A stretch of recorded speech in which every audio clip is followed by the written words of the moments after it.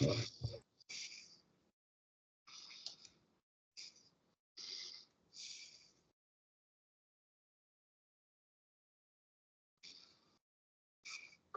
is our 64th lessons on biblical hermeneutics.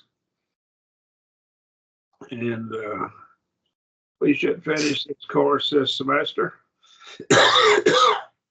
And I don't know what we'll do after this, but I think I'll slow down a bit and I'll teach 6 hours a week next year. I think I'll slow down a tad bit. Okay. So we're looking at symbols, continuing our study of symbols. I was ill last week, so we didn't get to have class last week. So we're doing what we would have done last week. We have miraculous symbols and material symbols. And we're going to look at visionary symbols.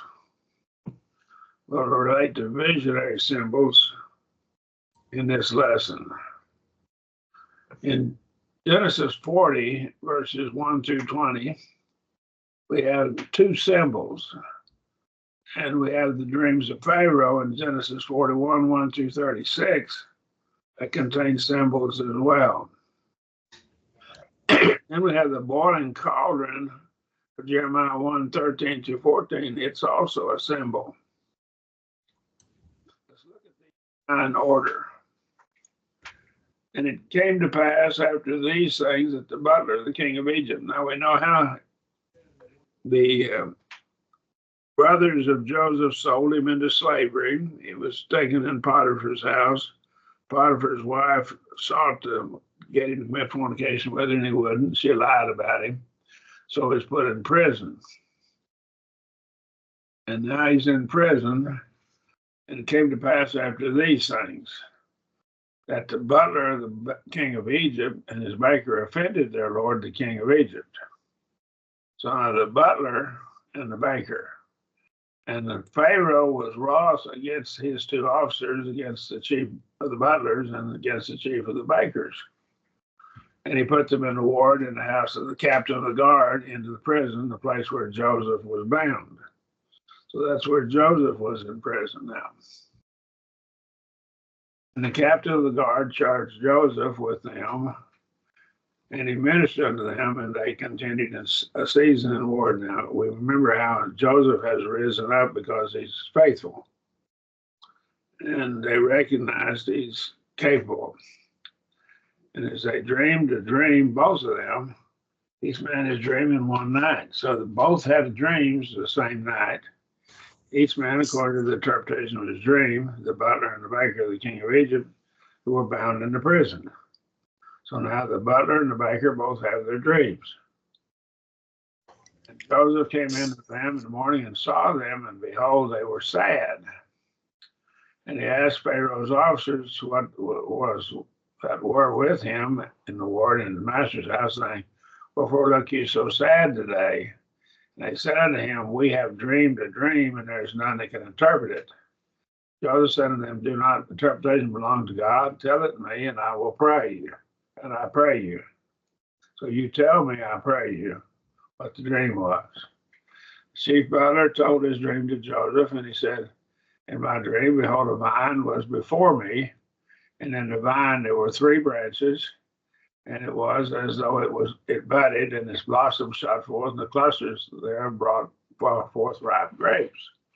And Pharaoh's cup was in my hand, and I took the grapes and pressed them into Pharaoh's cup, and gave the cup into Pharaoh's hand." I said unto him, "This is the interpretation of it. The 3 branches are 3 days. Within yet 3 days shall Pharaoh lift up thy head and restore thee unto thine office. And thou shalt give Pharaoh's cup into his hand after the former manner when thou wast his butler. But have me in thy remembrance after when it shall be well with thee, and show kindness, I pray thee, unto me. Make mention of me unto Pharaoh, and bring me out of this house. For indeed I was stolen away out of the land of the Hebrews, and here also have I done nothing that they should put me into the dungeon." The chief baker saw that the interpretation was good. Let's stop here just a minute. I want to digress just for a moment right here. He, of course, was unjustly put in prison, but the atheists in the past have argued something here, and it's a logical fallacy. In the past, they argued that Herodotus, who was a Greek historian, wrote about 300 BC, roughly the time of Alexander the Great. And Herodotus wrote and said that they didn't grow grapes in Egypt. And so, because of what Herodotus wrote, some have argued that this obviously means that the incident here was all fabricated. And so it was a lie. And it's based upon ignorance. We just don't know. See, we don't have any proof that there were grapes other than in the Bible. And so this was one argument that was made. And of course, it contains a logical fallacy, and it's an argument from ignorance. But they have discovered now in the tombs of about that time, on the walls of the tombs, the pictures of grapes growing in Egypt at that time. Any questions or comments? Again, archaeology has confirmed that the Bible was right all along, which we knew, of course, to be the case. Let's move on to the next verse now. When the chief baker saw that the interpretation was good, he said to him, Joseph, I also was in my dream, and behold, 3 baskets of white bread were on my head, and in the uppermost basket there was all manner of baked food for Pharaoh, and the birds did eat them out of the basket upon my head. And Joseph answered and said to him, this is an interpretation of 3 baskets or 3 days. Within yet 3 days shall Pharaoh lift up thy head from off thee, and shall hang thee on the tree, and the birds shall eat thy flesh from off thee.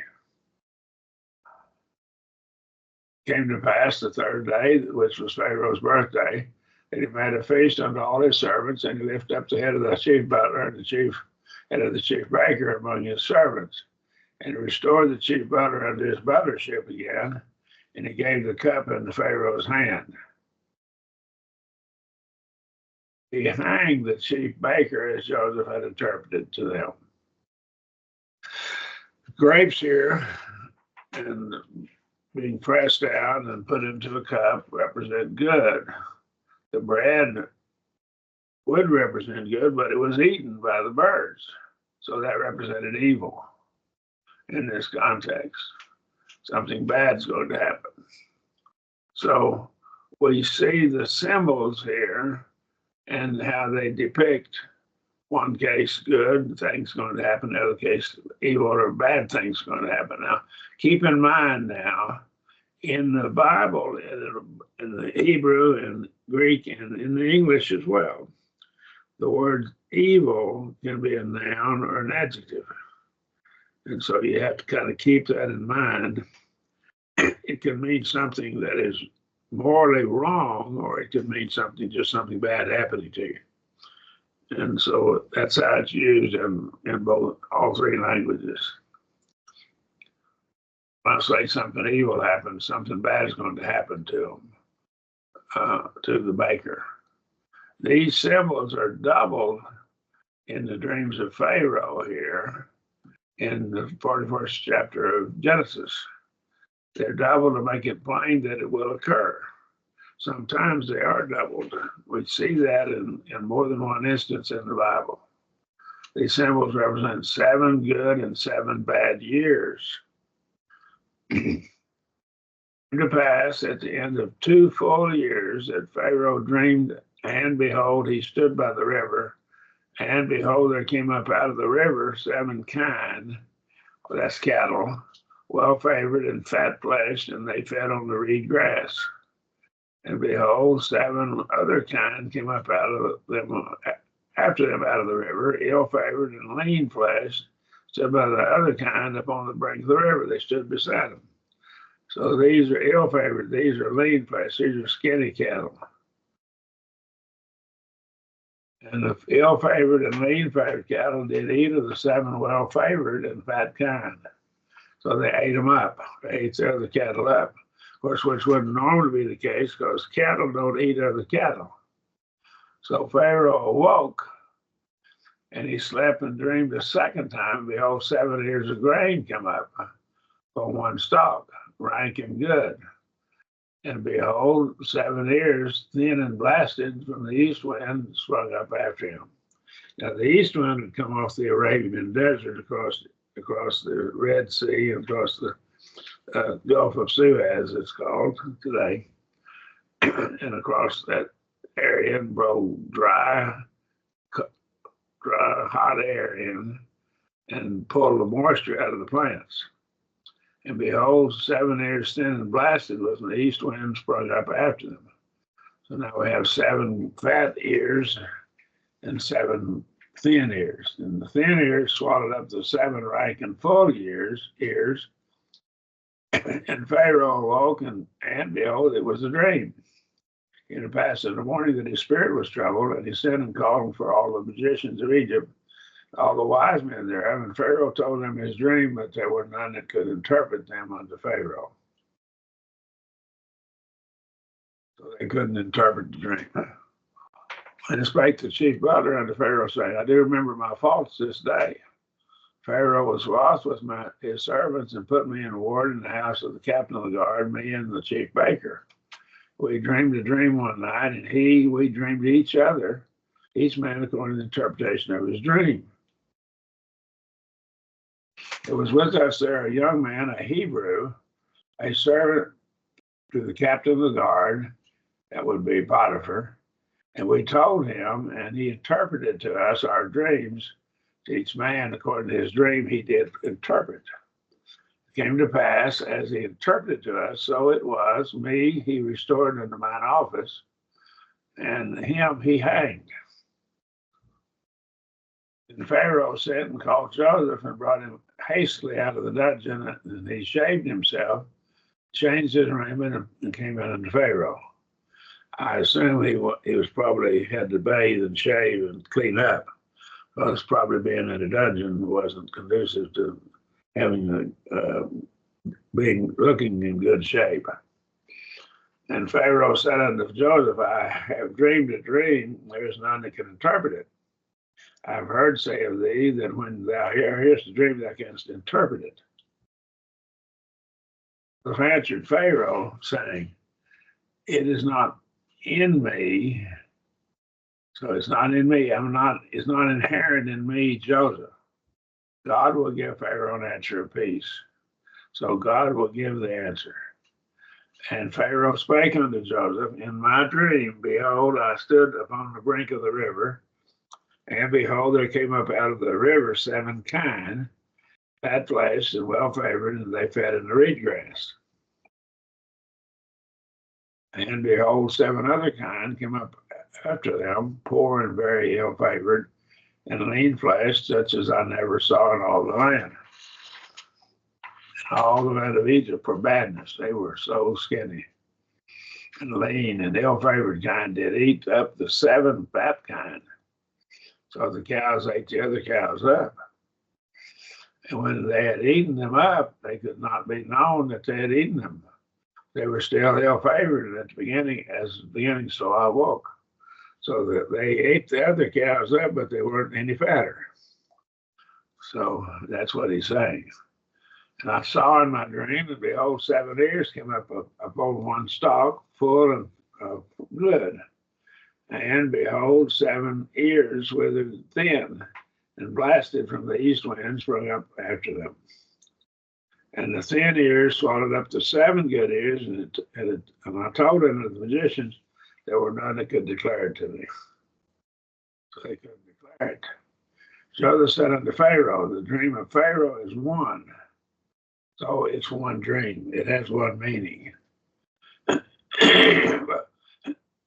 what God is about to do, he has to declare it unto Pharaoh. The 7 good kine or cattle are 7 years. The 7 good ears are 7 years. The dream is one. And the 7 lean and ill-favored kind that came up, them are 7 years, and also the 7 empty years passed with them of the east wind. They shall be 7 years of famine. That is the thing which I spake unto Pharaoh, which God is about to do, and that's showed unto Pharaoh. So he's going to show Pharaoh what he's about to do. Behold, there came up 7 years of great plenty throughout all the land of Egypt. There shall arise after them 7 years of famine, and all the plenty shall be forgotten in the land of Egypt, and the famine shall consume the land. And the plenty shall not be known in the land by reason of that famine which followeth, for it shall be very grievous. And for that the land dream was doubled unto Pharaoh, just because the thing is established by God. God will shortly bring it to pass. Now therefore let Pharaoh look out a man discreet and wise, and set him over the land. Let Pharaoh do this: let him appoint overseers over the land, and take up the 5th part of the land of Egypt in the 7 plenteous years. Let them gather all the food of these good years that come, and lay it up grain under the hand of Pharaoh for food in the cities. Let them keep it. The food shall be for a store in the land against the 7 years of famine, which shall be in the land of Egypt. Let it perish not during the famine. Symbols are doubled to make it plain that it will occur. As we see here, 25 and 32. It represents 7 good and 7 bad years. And we see the explanation of it. And the doubling of it is to establish it for certainty. Any questions or comments about this? Now, I discussed this in my flood book. So you can get in when you get my flood book after class today, be sure and remind me. After the second class, I'll send it out later after the class on Amos, okay, book of Amos, immediately after this class. Now, we have a boiling cauldron is a symbol as well in the book of Jeremiah. Word of the Lord came unto me the second time, saying, What seest thou? I said, I see a boiling cauldron, and the face thereof is from the north. So it's faced toward the north.